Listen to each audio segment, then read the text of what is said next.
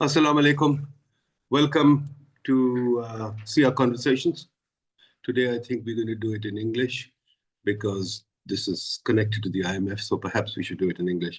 As you know, see our conversations is there to go in depth into economic questions because our media does not. Our media does not seem to be interested in economics. So we thought we'll take up this issue here and get the Pakistan's best intellectuals or thinkers or economists or people who are interested in economics to talk about economics so that you guys can get a better understanding. And I hope this helps, and I hope many of you will start using our work and debating it. There's no use just listening to it. Please debate it. Please critique it. Please kill us. We'd love you to do that because it's an important part of debate when we try and talk to each other, critique each other. So this is part of our IMF series. So you will see in a day or so, we've got Syed Kardar who did one episode. Now I've got Asad Ali Shah. Asad Ali Shah is a very famous guy. He's been the head of Deloitte in Pakistan.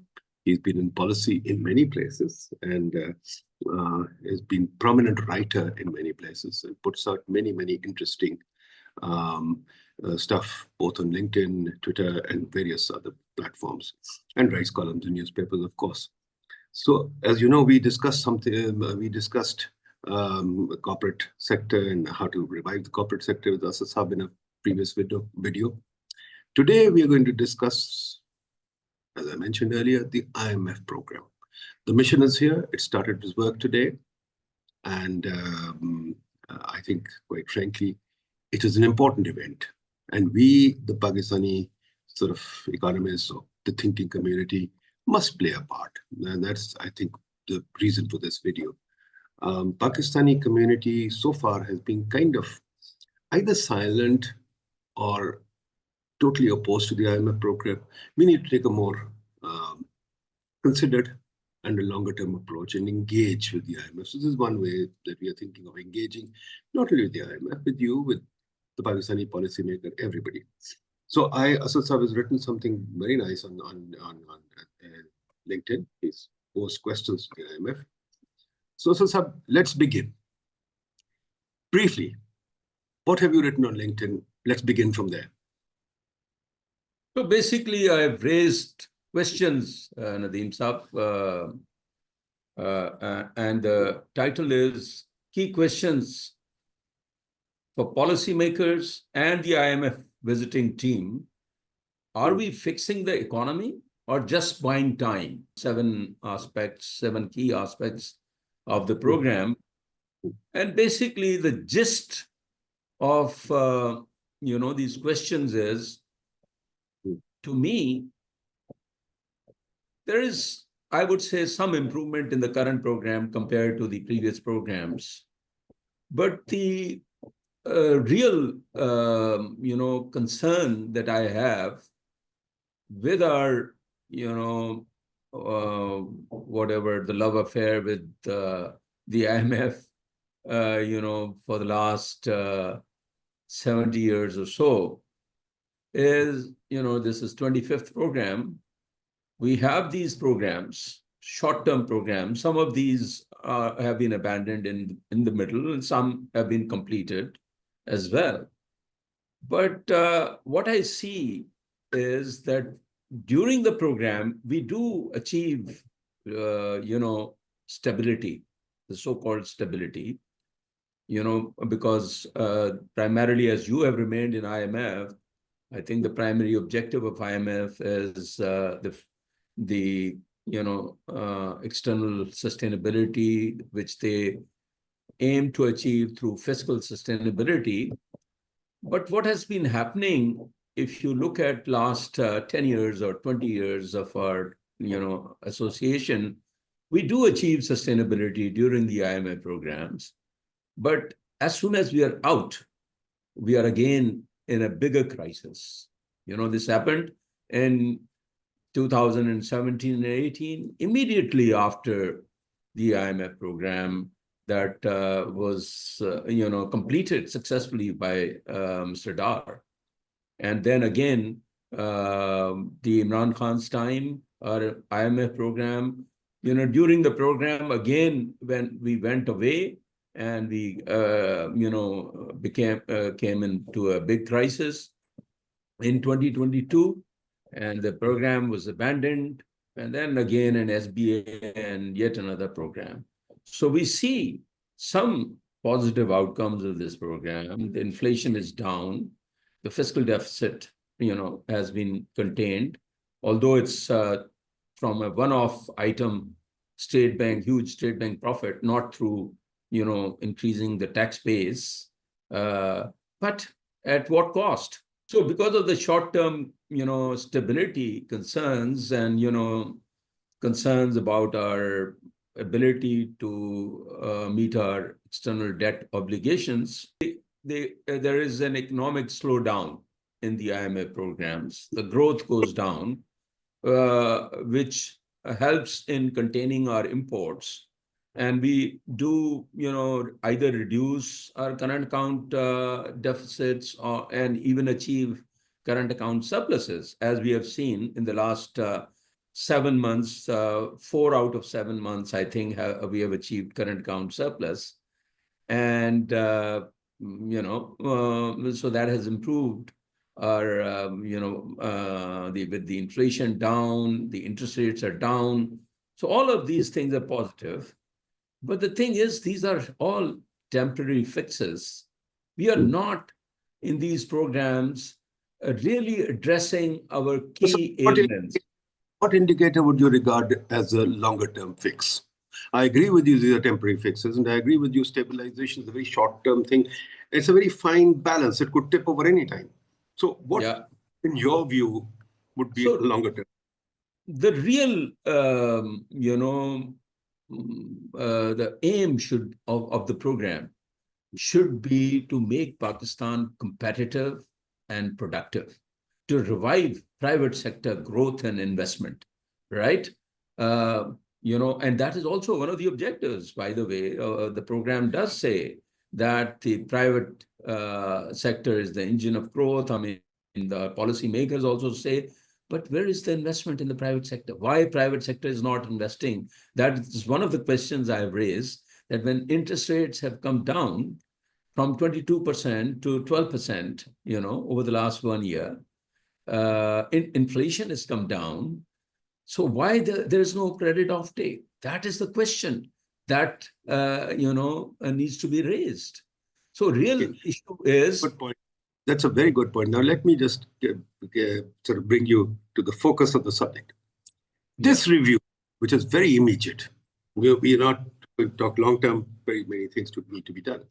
But this review, what would your suggestions be to the IMF on this review, just this review, short-term suggestions? What can the IMF do to help improve the situation?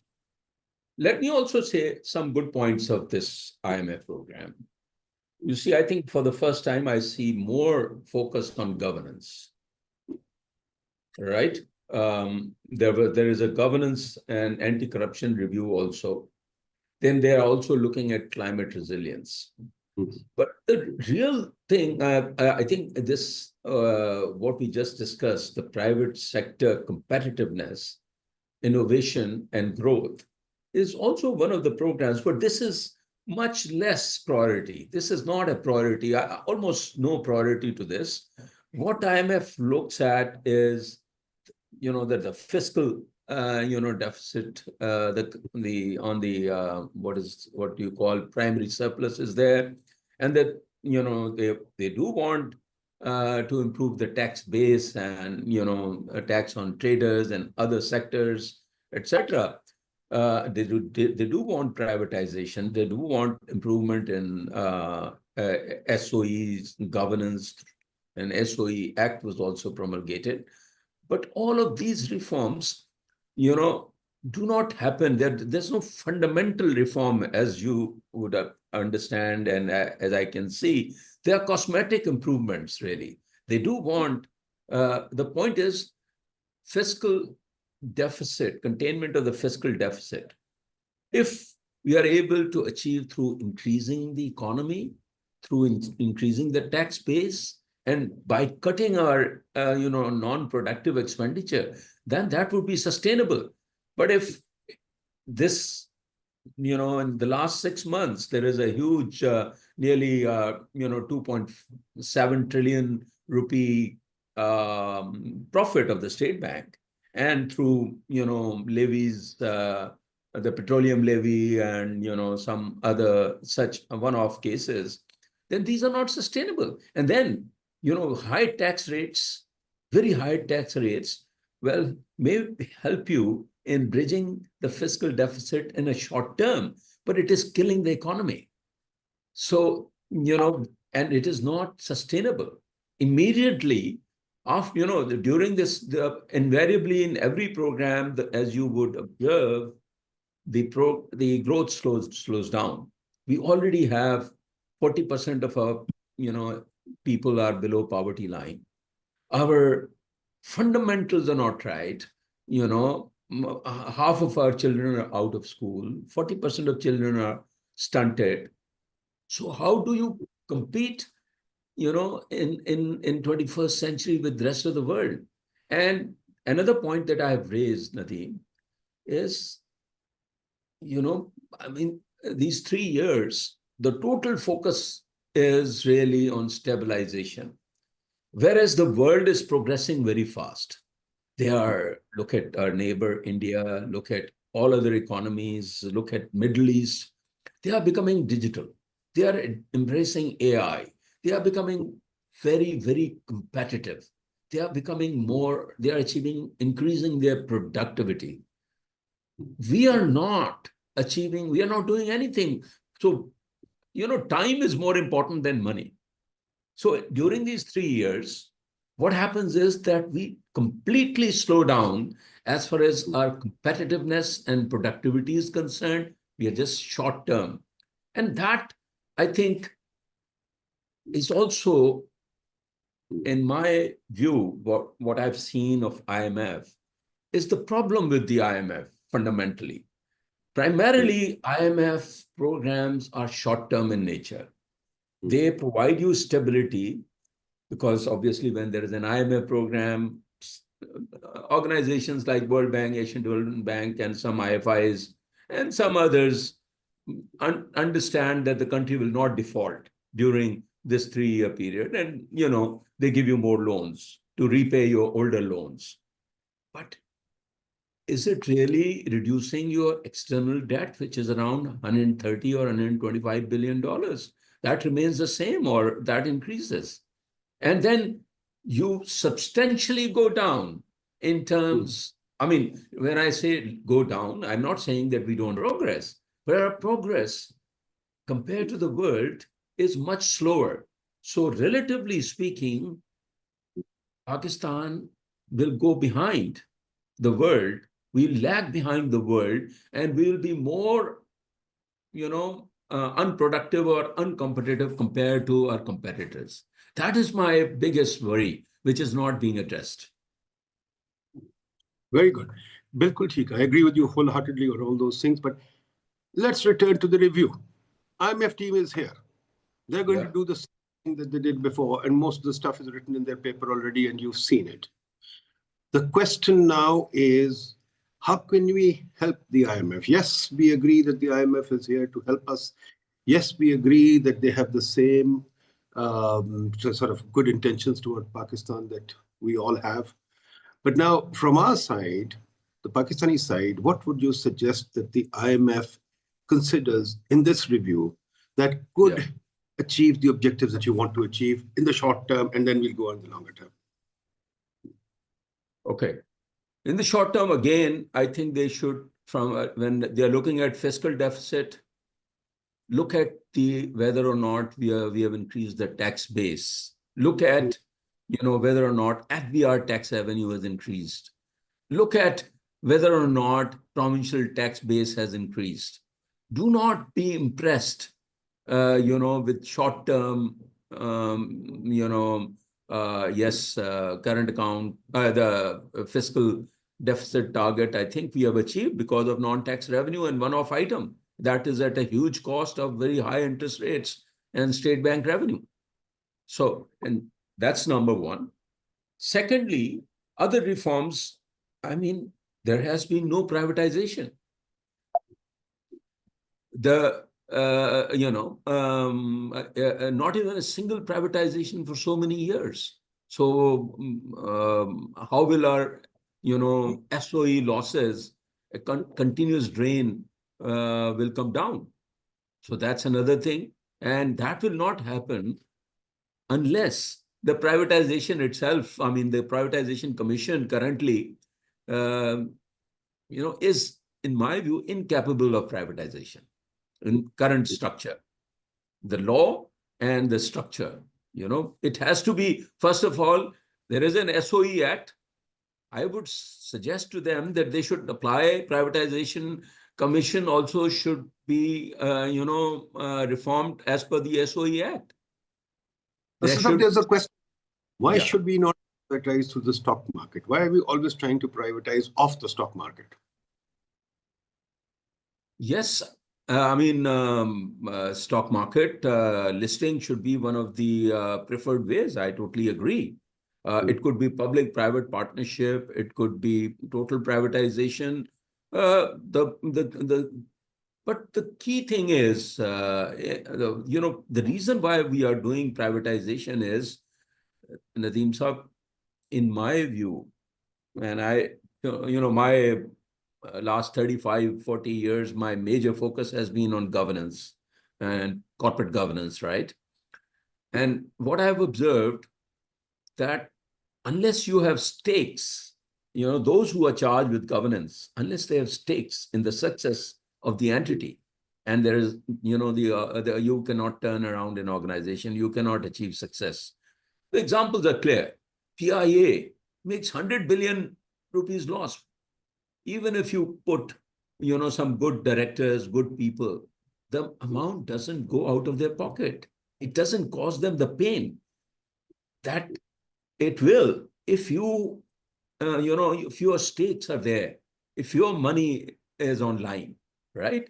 So what I'm saying is that's why private sector has to be given, there should be both rewards and penalty for, carrot and stick approach, very fundamental, which works in every environment, every system. So privatization, when we are talking about privatization, and that has been recognized in the SOE Act also, so you have to improve governance. You have to, give the private sector. If you list it in the stock market and allow the mutual funds, etc., to take a stake in that, would that not be a better method than giving it to one guy in an auction that nobody can really observe? Besides, when you're on the stock market, they will be forced to do their accounts well. They have to meet certain guidelines, criteria, etc., etc. Right now, for example, I don't know when the last balance sheet of PIA was published, and in terms of the discourse, I don't see any balance sheets at all. So, I mean, most of the SOEs have no balance sheets. We don't even know what they are privatizing. I think you, in a way, answered your own question. I mean, look at PIA. PIA is also listed, by the way. So from that perspective, there are minority. OGDC is also listed. So many SOEs are listed, but their performance remains substandard.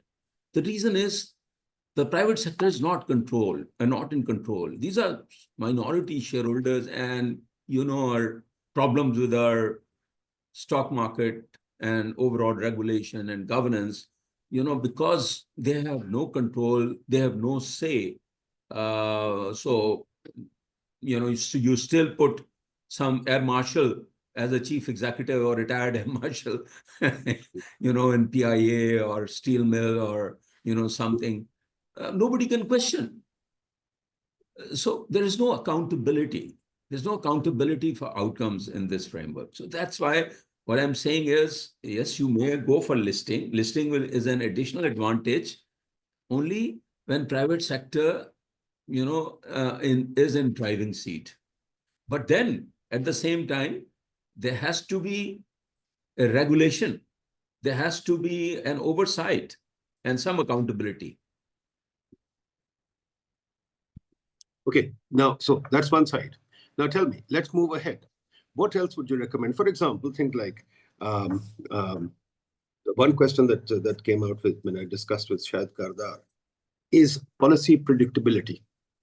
That we don't seem to have any policy predictability when the fund comes in because everything changes every review. So should there be some policy predictability or not? That's one issue that's very important to consider. What do you think of that? Absolutely. Hmm. Policy predictability, but also policy going in the right direction, I would say. I will also add to it. You know, if you have a wrong policy, that needs to be addressed. If you have, for instance, very high tax rate, very high tariffs, that is not going to bring you, competitiveness. So if you have some bad policies, they need to be addressed. But yes, good policies need to be continued. Here, on the contrary, we are even seeing that even contracts are being renegotiated through different means with the IPPs and all that, which is causing further kind of disinterest, or it's destroying the confidence of the private sector. I mean, if there are the issues that are raised with these IPPs, and they may be valid, that there has been wrongdoing in these contracts. If so, then they need to be investigated and hold those people accountable. The problem is there is no accountability in this country. We only talk about accountability, and accountability then becomes a political kind of instrument. But whether it is NAB or FIA or our regulators, really, I don't see effective accountability. And the real accountability is accountability for outcomes. Do we have adequate regulation in this country? For example, I'm a big advocate of this, and you've seen that I wrote about this in my sludge reports, etc., that this country is highly regulated. In fact, I call it the second Soviet Union. We are the Soviet Union of Pakistan. We control prices. I mean, if you think about it, almost all prices are controlled, from petroleum to agriculture to land, everything is controlled, right? Even land, we have a DC rate. I mean, why do we have a DC rate? I don't know, right? So that everybody wants to transact at the DC rate. People don't want to they transact at the higher rate, but that's what creates the black money. So why can't we abolish this? Secondly, if in terms of, you know better than me, in terms of setting up an industry, I don't know how many permissions you have to take. Setting up a business, how many permissions do you have to take? Is that something that we can do something about or not? Absolutely. We have excessive regulations, too many regulations, too many NOCs, too many restrictions, but very poor enforcement at the same time. We should have less regulation, less quantum of laws, but better enforcement. Short answer to your point is that, and that applies to federal and provincial governments and every stage and every level. Problem is that we keep on, and most of these regulations, Nadeem Sahab, we do not kind of look at the local environment and try to address the issues that are in the economy. Most of the regulations and laws we copy from either they are coming from old times, or if there is something happening, for instance, in the corporate laws, if there is Enron, happens in the US, or global financial crisis, they address those things, through addressing, bringing relevant laws. The Sarbanes-Oxley Act came as a result of that. Cadbury corporate governance rules came because of some scams. So you will see that in the Western world, even the SEC Act, 1932, the SEC itself, US SEC, was established after the 1929 crash, to address those issues. Otherwise, there was no SEC. Now, what we do is, and those are trillions of dollars of economy, I mean, so we just copy paste. Sarbanes-Oxley Act, we must have that here also. we don't think how big is our economy, what are our, how many, I mean, what I've observed is that all good regulation is response to addressing some issues. We try to copy the regulations which are relevant for trillion-dollar economies. That's the problem. Very And good we point. don't do many of those. Very good point. But another issue, markets. Do we have, I mean, you're also an agriculturalist. Do we have agricultural markets in this country? Or are prices controlled, inputs controlled, and so that of corporate governance. You talked about corporate governance, and yes, you've been advising and working on corporate governance. Can we do anything about corporate governance in our country? For example, one thing that I notice is I've never seen a company fail in Pakistan. Somehow they are protected and they remain alive. So should we allow companies to fail? And how can we allow companies to fail? Because I think competition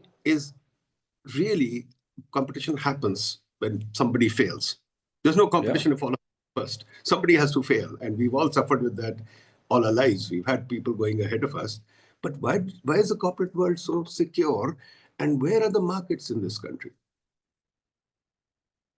So coming to this point that why the companies don't fail. A lot of companies fail, but they are, the insolvency laws and the, enforcement again is the problem.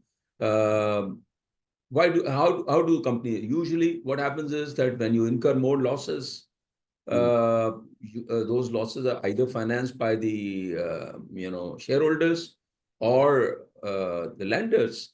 And ultimately, mostly when you're unable to pay your obligations, your debt, and it is not revivable, then the companies are, liquidated.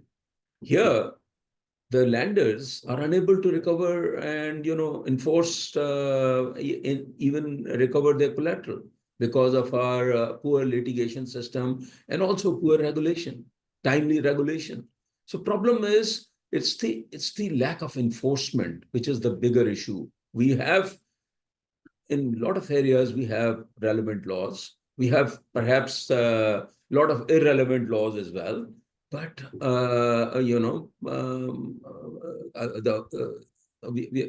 these are not enforced. So that's why you will not find liquidations. You will not find companies becoming bankrupt, and so we don't learn any lessons from failures also. Just that the IMF can the IMF put something in the agreement to fix this problem? I mean, how can we fix these problems? Yes, I agree with you, but we have to advise the IMF and use the IMF to put in something that the government can do. I think the real issue, Nadeem Saab, is, I don't think IMF can micromanage everything.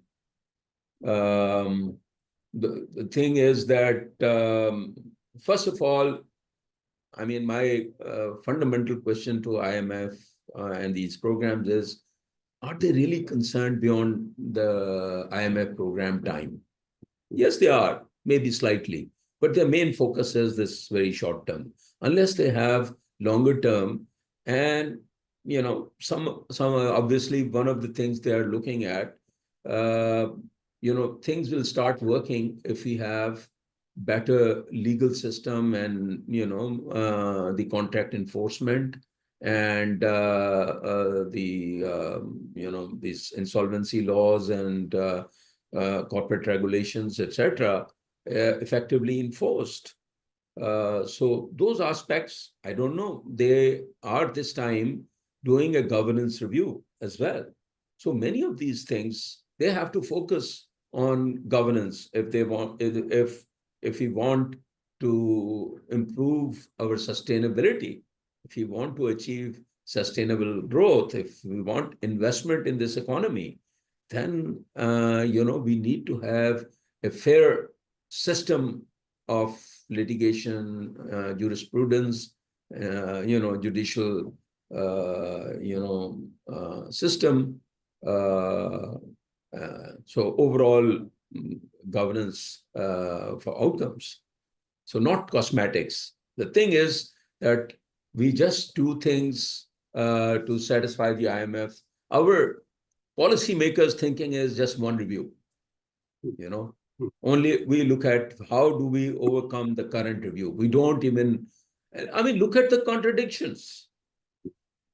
Look at this Udan program, which doesn't even arithmetics, you know, to achieve $3 trillion economy and $1 trillion economy, you need to grow at the rate of 8% or 9%, you know, and in these three programs, IMF is also predicting around, you know, 3% growth or so. So there is disconnect, you know, internal so the IMF program and our planning department's policy, which, you know, even finance is also part of it. There is a disconnect between these two, you know, either that is wrong or the other is wrong. So how can that kind of thinking move us forward? That is the problem. Turning to the governance thing, let me ask you a question. Now, this has been around for a long time. I remember when I was in the government, it's the same story. On all SOE boards, civil servants serve on the boards. Recently, the government tried to remove them, and they pulled out an old law related to Bhutto's time where they said, no, we have to be on the boards. Now, how do we solve this problem? Should civil servants be on boards of companies? I would say even university. They're on, I mean, finance secretary is on the board of every university, every SOE, everything. Is that efficient? Should he be on the board of everything? Should civil servants be on the boards of things? Is that something that IMF can easily do? They can say, okay, no more civil servants on the board. Is that doable, or do you think that's right? Ideally not. No involvement, but I think let us also acknowledge there is some progress that in the case of all SOEs, and I think universities, you see, at the moment they've done it for the business organizations. This should also apply to the non-business organizations like universities also. I totally agree. So they have said that majority of the directors should be independent, right? And also the chairman of the board, who is the key, it's the governance, and the board is run by the chairman, and the CEO runs the company, right? And that's true that should happen in the universities and non-profit organizations as well. The separation of the chairman and the chief executive is a universal principle, right? So ideally, this bureaucrats should not be on the board, but even if they are, they should be in their individual capacity. They should have a tenure. They should have a fiduciary responsibility. The concept of having ex officio directors, that means that it's not the person, finance secretary, who is on the board, who has the responsibility. The position of finance secretary or the position of additional secretary power will be on the board. This is ridiculous, and I am surprised how this kind of blunder has been retained in the SOE Act. They have retained ex officio positions, perhaps as a compromise. And then the other problem with the SOE Act is the nominating committees. It's good to have nominating committees, but then if the secretary and the minister of the department and then the finance secretary, the same bureaucrats and the politician, they are nominating, without any independent people there, then the quality of nominations on the boards maybe slightly improves slightly, but I don't think you will have very good quality, people on the boards of the SOEs. That's a very valid point, that the ex officio board members should be removed. And I think that's an important thing that we can do. The other thing is, for example, now you have Deloitte's background, you know the system much better than anybody else. What about our budgeting procedures? Do you think they can be improved? For example, think about it. We really don't know the losses of various sectors until they've accumulated to about 200, 300 billion. Suddenly PIE or GDC or somebody goes, hey, you need 200 billion. Why don't we know the losses beforehand? I mean, I'm sure you accountants know how to solve this problem. And why don't we get their accounts on a ready basis before the budget or during the budget, so that we know exactly what the position is. And if they feel that there is a loss coming up in the next year, it should be revealed beforehand at the time of the budget, not in the middle of the year when you know the budget is in place and you can't do anything. That's a very, very valid point, and I think I've been writing on it. And this is also one of the priorities of apparently of the IMF and the World Bank. And I was on the board of the International Federation of Accountants, which is the global body, which represents 3 million accountants worldwide. I was the first member on that board. So I have written, I've been writing on the public financial management, our budgeting system, and this is part of the World Bank supporting them on improving the public financial management, which remains horrible, unfortunately. And, and one problem is that we still have this cash-based accounting, and I think there we need to convince our, economist friends that, we need to come on double entry system, which was invented, 500 years ago. And many governments, many economies have come on double entry accounting, accrual accounting system. Ours is still cash-based accounting. So we also do achieve misleading results or show to the IMF. For instance, the tax authorities collect advance taxes and show the tax revenue. You know that at the year end they do that, they ignore it. Similarly, these SOEs, their losses, you're talking we should know in advance. We don't even recognize them after that, after incurring the losses. So there is no, accounting of the SOEs. The government accounts, there is, in fact, Auditor General is supposed to audit our financials. The government is required to prepare the financial statements. But if you look at the actual the financial statements, proper financial statements of the federal and provincial governments, by the way, are not published. So what you have is you have every year budget.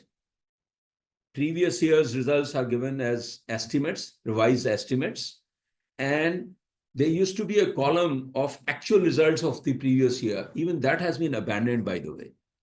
So you try to compare what was the budget, what was the revised estimate, and what are the actual figures, and compare them with the financial statements, which are also not ideal. I mean, they're not accurate, which are audited by the Auditor General of Pakistan.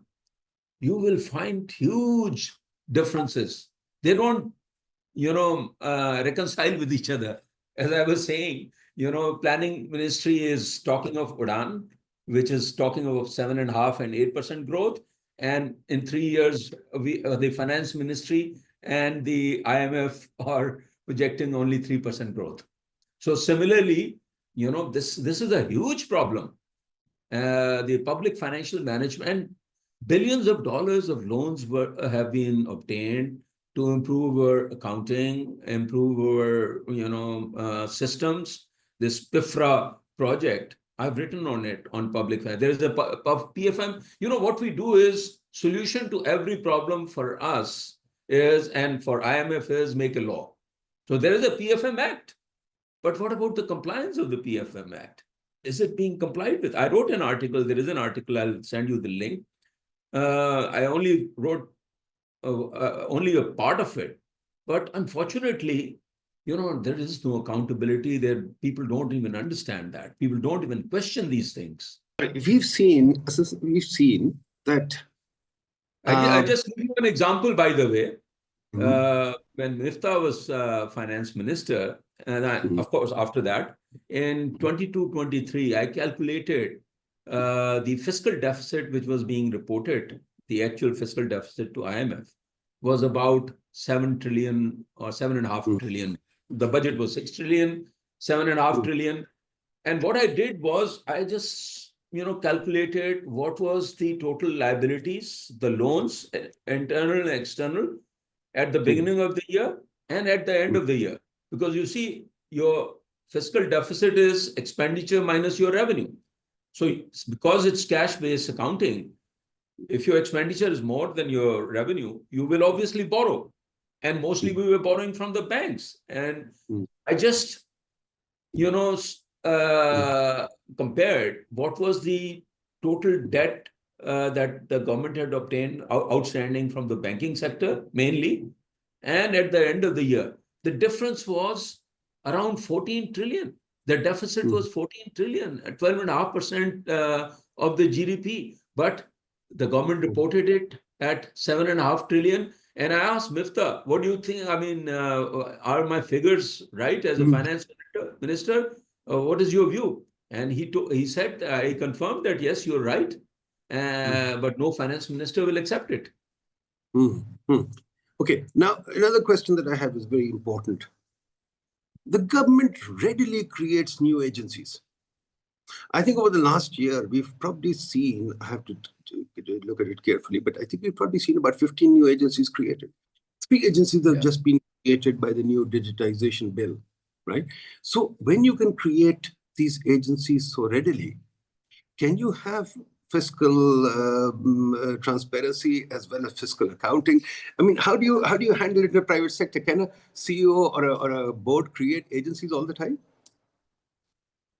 Absolutely, I totally agree. I mean, we keep on adding agencies and entities, authorities, regulators, and others. Everything, answer to every problem is an authority or a separate organization or a separate regulator, which only complicates things. Frankly speaking, I had suggested that energy, we have a big issue in energy, as you know, and there has been talk that we should actually have one ministry.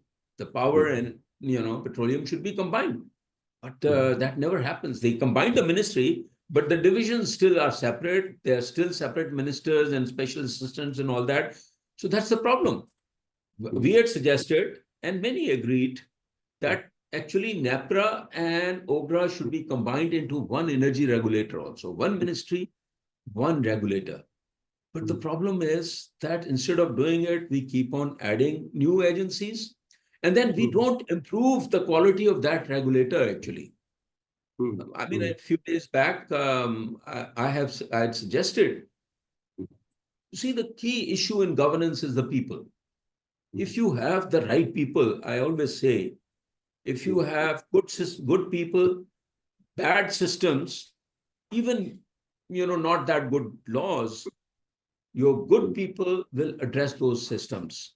But if you have the best of systems, best of laws, but bad people, then your best of systems fail.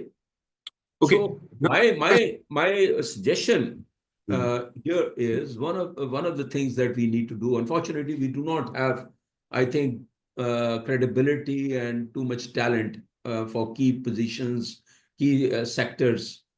So I would suggest that for positions where you require high level of integrity and competence and also experience, I would suggest that NAPRA chairman, Auditor General of Pakistan, and maybe if you have accountability organization NAP, we should appoint, not Pakistanis, or maybe do an international competition. We need to bring global talent, as this is what, these Middle Eastern countries have done. They get talent from everywhere. Very good point. Okay. So that's very important. What about the PSTP? Are you happy with the PSTP? Should it continue that way? What should we do about the PSTP? Because it's a huge amount of money that we are not sure. Most of us, and I've done some studies on this, it doesn't seem to lead to high returns. Yeah, but that's returns, there is no proper capacity and even intent to have economically viable projects of, strategic importance.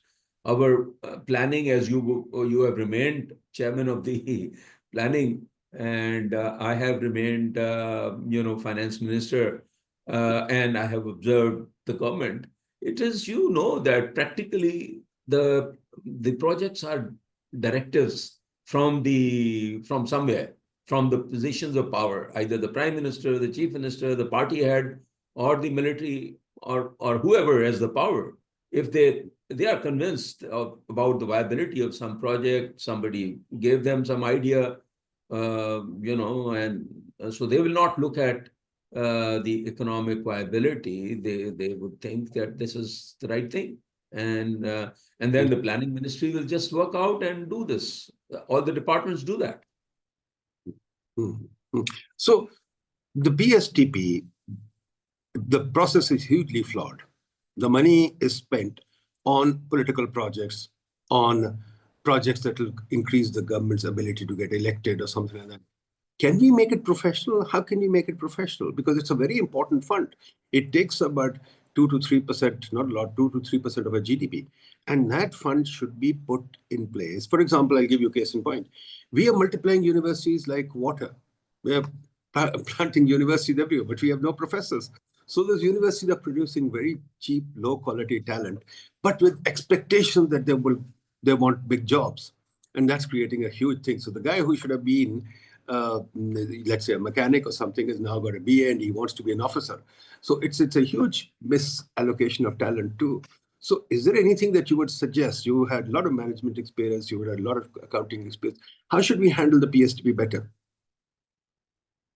You see, one way, it's not that easy, by the way, with the mindset. Ultimately, it's the people who are charged with governance and the parliament, accountability.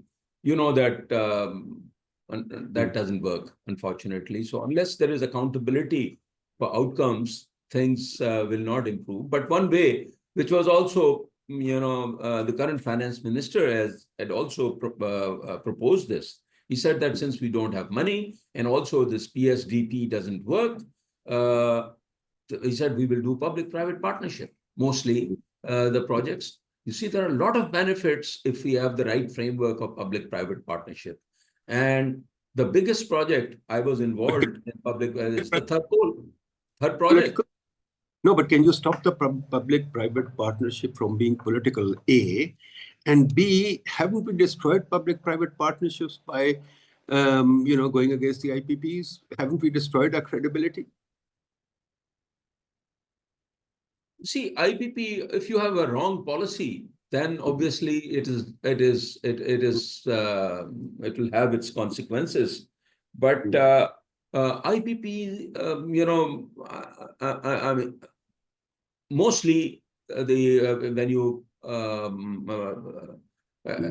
if you have the projects must be, the policy needs to be right, the policies need to be right. If these are there, then at least the execution by the private sector, when you give it to the private sector and it is monitored under an agreement and through a third-party auditor also, it works. It has worked. We have the largest public-private partnership in the form of third project. Nearly $5 billion have been invested there.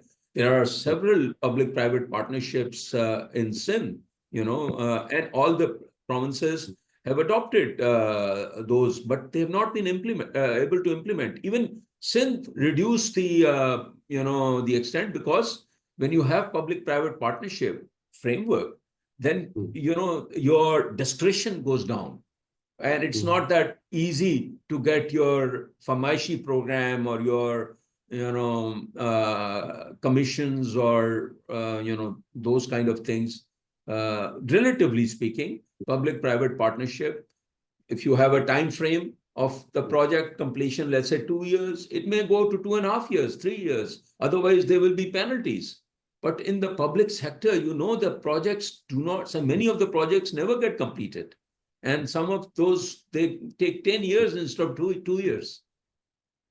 So I Okay. think public-private partnership is one good thing, but it requires will. And another thing, Nadeem, which is very critical, is that, in today's environment, we need, even bureaucrats and politicians to take some risks, on things. Initiatives, innovation will not come without taking risks. This problem that something wrong happened with some project, that's why we will not do all the projects in this sector. This is, this is a recipe for disaster. Okay, we are running short of time now because we've really gone too far. Let me quickly bring you to one last question. Yeah. This issue, it's saying in the government, which has been on the books for a long time, that we should trim down the government. First of all, do you agree that the government should be smaller? And secondly, if you think that, how do we get the right sizing done? We have a commission every new government. The commission does nothing. And in fact, the government expands. Even today, I see advertisements coming out in newspapers every day for hundreds of people. So I think the government is expanding even while we are talking about right sizing. Can we right size the government? And if so, how? Nadeem Saab, 200% agreed the government needs to be cut substantially. In my view, in today's world, we don't need 50 or 80 ministers. If the US, the largest economy is run by the president with 16, 17 ministers, that's the top down, tone at the top. California, the fifth largest economy virtually in the largest province or state, run by a governor with 9 or 10 ministers. Why do you need 40 ministers in Balochistan and 50 ministers in Punjab and Sindh? So that's the mindset.